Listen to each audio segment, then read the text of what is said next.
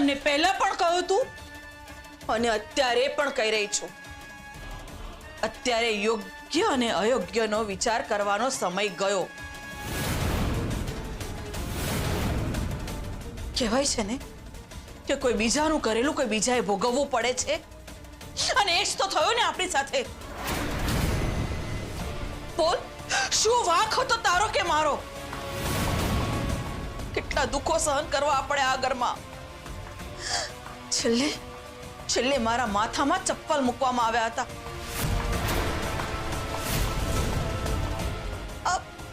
આપવાનું કેમ કરીને સહન કરું? હા, અને એટલે જ હું જે કરી રહી છું ને એ બધું જ યોગ્ય છે.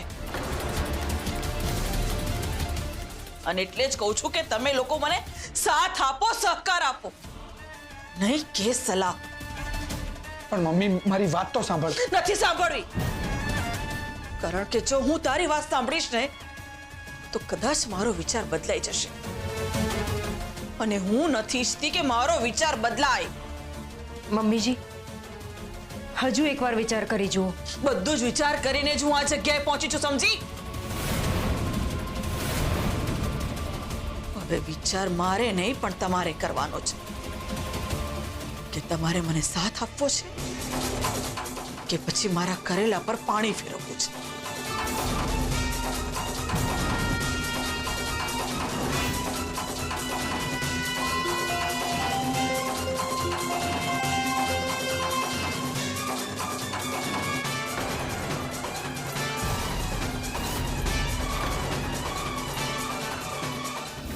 હા બોલો. લજ્જાબેનને તમે મારી નાખ્યા છે? શું વાત કરો છો તમે? એ જ જે તમે સાંભળી રહ્યા છો. આ કામ તમે કર્યું છે. શું? હું શું કામ કરું? મેં લજ્જાબેનને નથી મારી નાખ્યા. મેં તમને કહ્યું હતું ને કે મેં લજ્જાબેનને બાંધીને રાખ્યા છે. પણ એ અચાનક ગુમ થઈ ગયા, એમાં મારો શું વાંક? વાંકની વાત છોડો ને, હું જે કહું છું ને એ સાંભળો. પોખરાજભાઈ અહીંયા આવ્યા હતા, ચિરાગે એમને બોલાવ્યા હતા ને એ લોકો જે વાત કરી રહ્યા હતા ને એ મેં સાંભળી છે. શું વાત થઈ? એ લોકો એ જ વાત કરી રહ્યા હતા કે પોલીસને કોઈ લાશ મળી છે જે લજ્જાબેનને મળતી આવે છે. લજ્જાબેનની લાશ મળી છે? અને હજી સુધી એ ફાઇનલ નથી થયું કે લજ્જાબેનની લાશ છે કે નહીં. એની ખાતરી કરવા માટે ચિરાગ જવાનો છે પોલીસ સ્ટેશન. પણ જો આ કામ તમે કર્યું હોય ને તો અટ્ટાણે જ કહી દેજો. મેં નથી કર્યું.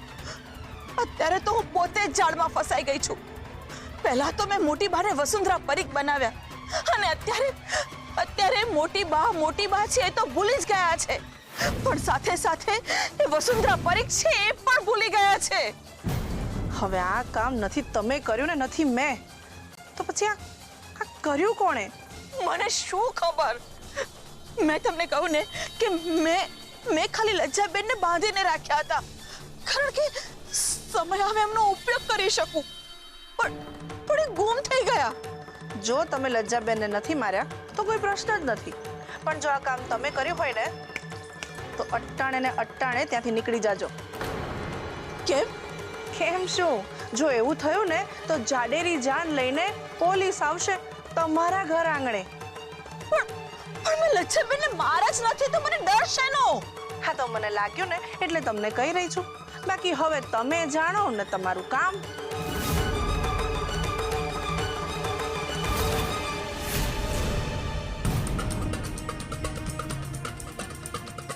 ખરેખર શું લજ્જાબેનની લાશ મળી હશે કે પછી કોઈ બિચારી હશે એ લાશ?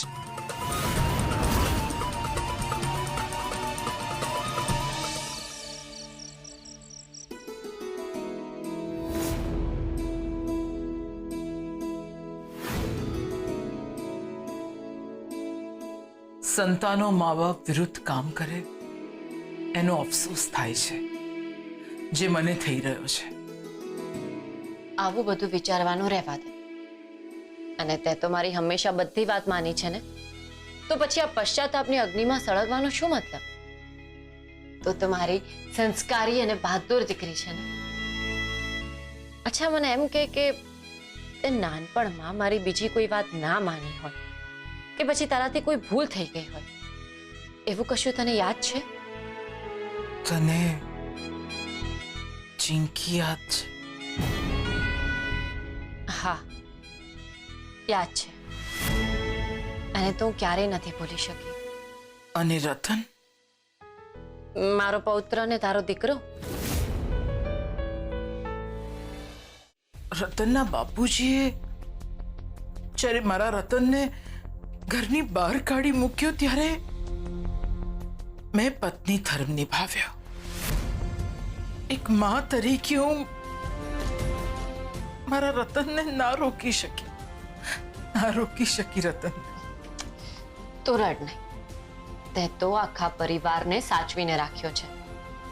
એટલે હવે તું આરામ કર, ચિંતા ના કર, બધું જ ઠીક થઈ જશે. માથું બહુ દુખે છે મારું. જો હું અત્યારે માલિશ કરી રહી છું ને, પછી તો સૂઈ જજે અને બધું જ ભૂલી જા. હવે તારી માં તારી સાથે છે તો પછી ચિંતા કઈ વાતની. હવે તો સૂઈ જા, હું કાલે પાછી આવીશ.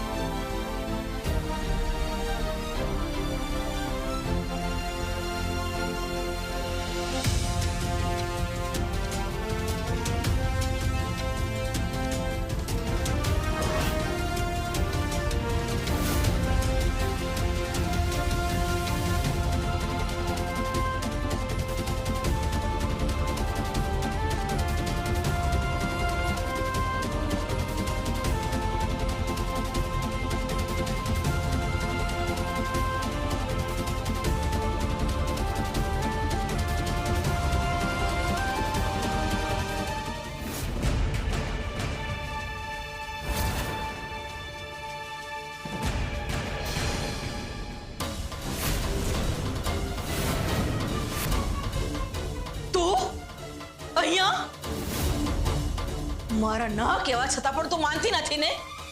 હમણાં જ હું પોલીસને ફોન કરું છું. તમે આ બધું શું કામ કરી રહ્યા છો? પ્રોપર્ટી માટે જ ને? તો લઈ લો, બધું જ લઈ લો, અમને કઈ નથી જોઈતું. તારે શું જોઈએ છે પ્રશ્ન નથી, પણ હવે અમારે શું જોઈએ છે એ અગત્યનું છે. તો તમે જે માંગો એ આપી દો, કારણ કે અમે લોકો જીવીએ છીએ અમારા પરિવાર માટે. અમે જીવીએ છીએ અમારા પરિવારના માન માટે. અમે જીવીએ છીએ અમારા પરિવારના આત્મસન્માન માટે. એટલે આ માલ, મિલકત, પ્રોપર્ટી એ બધી તો બહુ નાની વાત છે. અમારા માટે મોટી વાત છે એકબીજા માટે જીવવું. વાહ!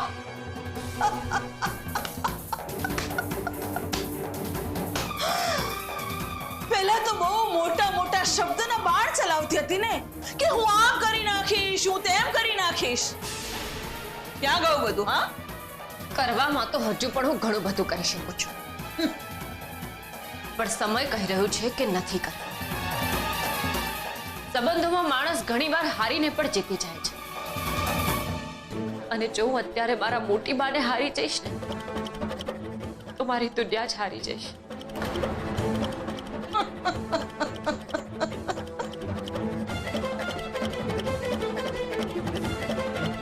તમારો સમય ગયો.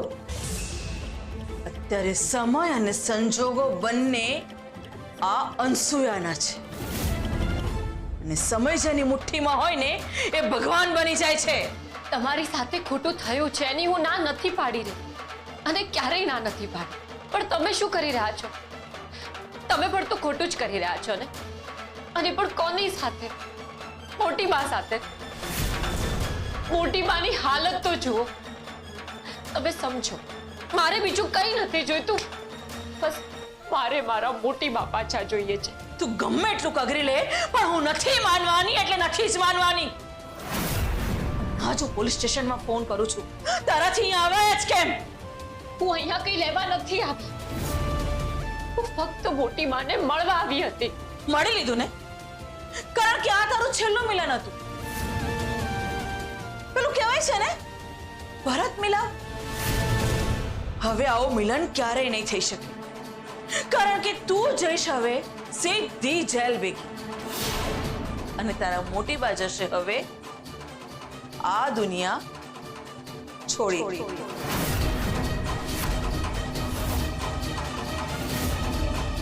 આંટી પ્લીઝ પ્લીઝ આંટી થોડું તો વિચારો. હું એમને એમ નથી કહી રહી કે મોટી બા ઉપર અત્યાચાર ના કરો. અત્યારે એમને પ્રેમ લાગણી અને હૂંફની જરૂર છે. નહીં તો હંમેશા માટે મોટી બા રહેશે ના વસુંધરા.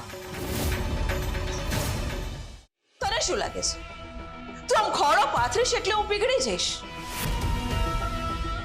તું આમ ખોડો પાથરીશ એટલે તારા મોટી બાને અહીંયાથી હું જવા દઈશ?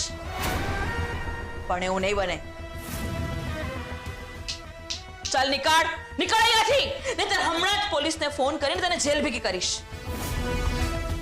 ખોડો પાથર્યો છે ને એટલે તને જવા દઉં છું. જો બીજી વાર આવું કર્યું છે ને તો હું તારું કંઈ જ નહીં સાંભળું.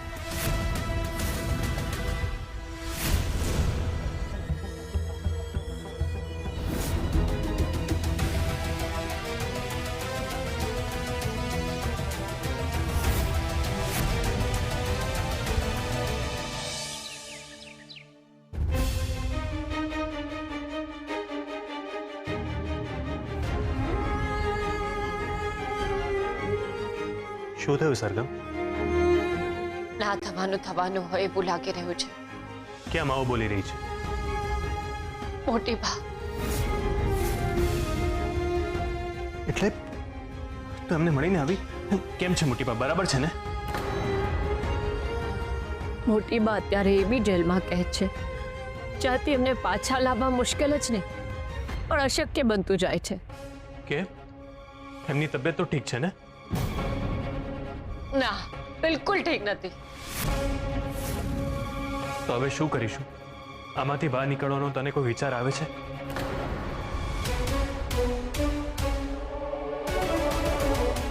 ધ્વનિત, હું જે વિચારી રહી છું એ આપણા વ્યક્તિત્વની એકદમ વિરુદ્ધમાં છે પણ આપણે એ કરવું જ પડશે. એવું તો શું વિચારી રહી છે?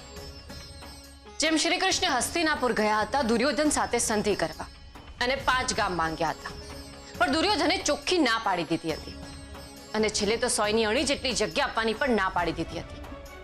ત્યારે શું થયું હતું? મહાભારત.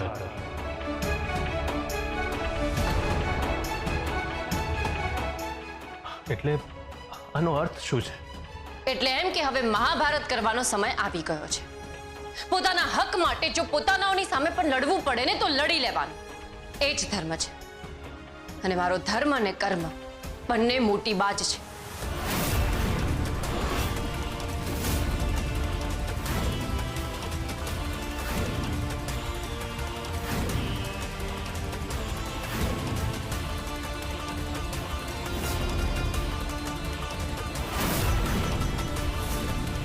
એટલે તું શ્યોર છે આ બધું કરવામાં?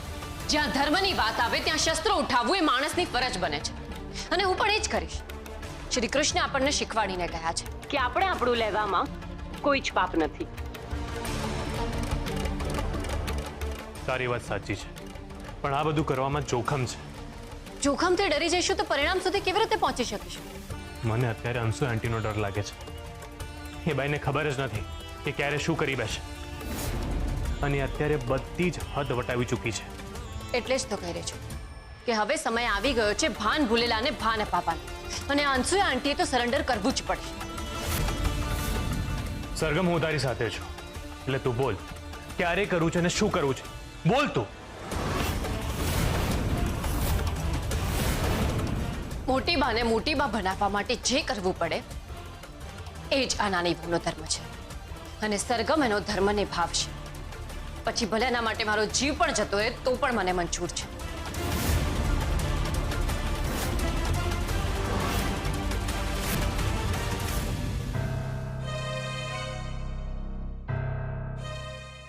અરે કોણ છો તમે લોકો અને મારા ઘરમાં કેમ ઘૂસી આવ્યા છો? અરે કોણ છો? છોડી દો મને. જો આવું કરશો તો તમારો જીવ જોખમમાં મુકાઈ જશે. છોડી દો મને.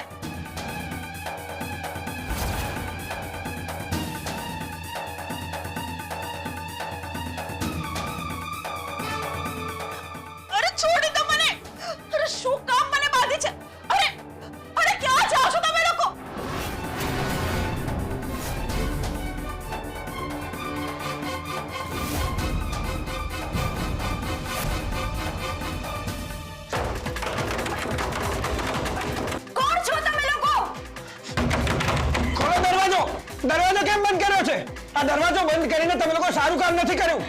ખોલો દરવાજો.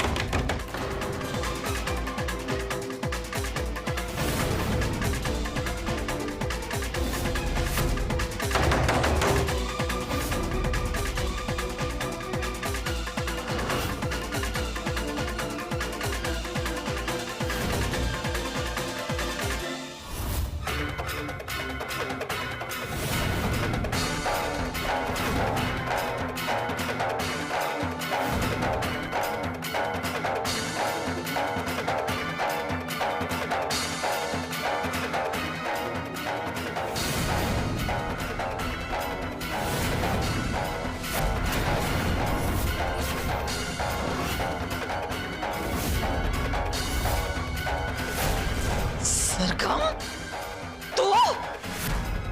હા હું. અને આ બધું મેચ કરાવ્યું છે.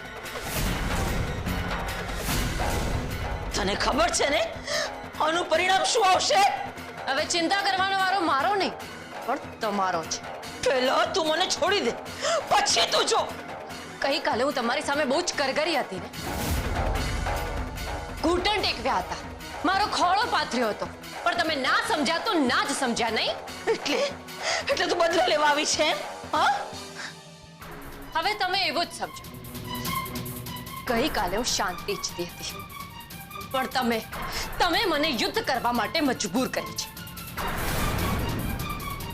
ગઈકાલે મારા હાથ બંધાયેલા હતા, પણ તમે એ ભૂલી ગયા કે જેના હાથ બંધાયેલા છે એ હાથ બાંધી પણ શકે છે. અને જો આજે મારા હાથ ખુલી ગયા છે અને તમે બંધાઈ ગયા છો. તમે મારી મજબૂરીને મારી લાચારી સમજી લીધી, પણ તમને એ ખ્યાલ ના રહ્યો કે મોટી બા માટે તો ગમે તે હદ સુધી જઈ શકું છું. દર વખતે મૌનને મજબૂરી ના સમજવી જોઈએ. તારે આ બધું ભોગવવું પડશે. એક વખત જો હું છૂટી ગઈ ને પછી તે વિચાર્યું પણ નહીં હોય ને એવી તારી હાલત કરી નાખીશ. જે કરવું હોય ને કરી લેજો, કારણ કે હવે ભોગવવાનો વારો તમારો છે.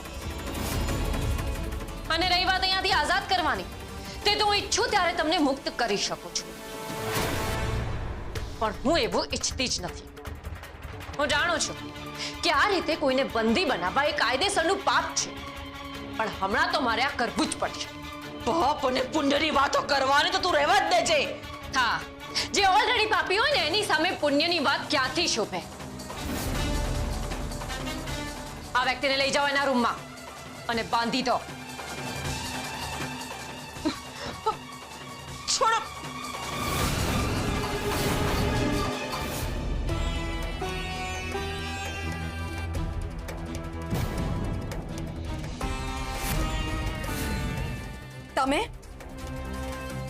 તમે અહીંયા શું કામ આવ્યા છો? તમે મારા રૂમનો દરવાજો બંધ કર્યો? તમારી આટલી હિંમત? જોર, અત્યારે તારી તબિયત સારી નથી એટલે સમજવાનો પ્રયત્ન કર. તું પ્રેગ્નન્ટ છે, તારા પેટમાં બાળક છે, એટલે આવી તબિયતમાં વધારે ના બોલાય. હું સારી રીતે જાણું છું કે તમે કેવા છો. તમારા આ ભોળા ચહેરા પાછળનો રાક્ષસ હવે મારી સામે આવી ગયો છે. જો અત્યારે મારી પાસે તમને સમજાવવાનો કોઈ સમય નથી, પણ હું અહીંયા કોઈને નુકસાન પહોંચાડવા નથી આવી, એટલે પ્લીઝ તું શાંત થઈ જા. હું શાંત થઈ જાઉં? તમારી હિંમત કેવી રીતે થઈ આવું બોલવાની? તમારી હકીકત હું બખૂબી જાણું છું. તમારા આ ભોળા ચહેરા પાછળનો અસલી રંગ હું જાણું છું. જોર, મને તારા માટે પ્રેમ છે, પણ જો તારે પ્રેમને સમજવો જ નથી તો હવે મારે એને સમજાવવો પણ નથી. અને રહી વાત ખોટું કર્યાની, તો ખોટું તો એણે કર્યું છે જેણે અમારી પાસેથી અમારું ઘર છીનવી લીધું. અમને જ અમારા ઘરમાંથી બહાર કાઢી મૂક્યા, મોટી બાને વસુંધરા પરીખ બનાવી દીધા, અને અત્યારે મોટી બાની એવી પરિસ્થિતિ છે કે જેમાંથી એમને પાછા લાવવા બહુ જ મુશ્કેલ થઈ ગયું છે. અને તું મારા રંગની વાત કરી રહી છે?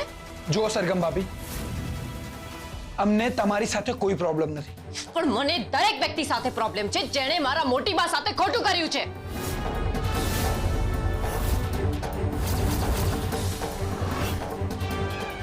આમની સાથે માથાકૂટ કરવાનું રહેવા દો, નહીં તો આ આપણને જીવતા મારી નાખશે. નહીં જીવતા જીવતો તમે મારી નાખ્યા છે મારા મોટી બાને.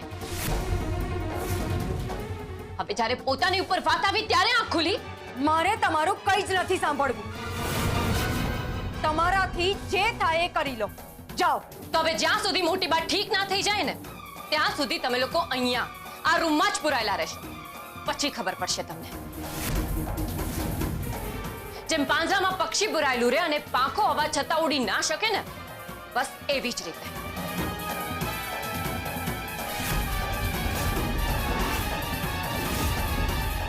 આ લોકોના મોબાઈલ લઈ લો.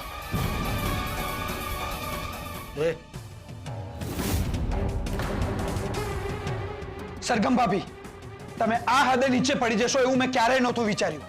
માણસના વિચારો અને વર્તણૂક તો માણસ જેવી જ હોય છે, પણ એને દાનવ બનાવે છે કોણ? માણસ જ. અને હમણાં પડવાને પડી જવાની વાતો તમારી આગળ તો નથી જ ચોપતી.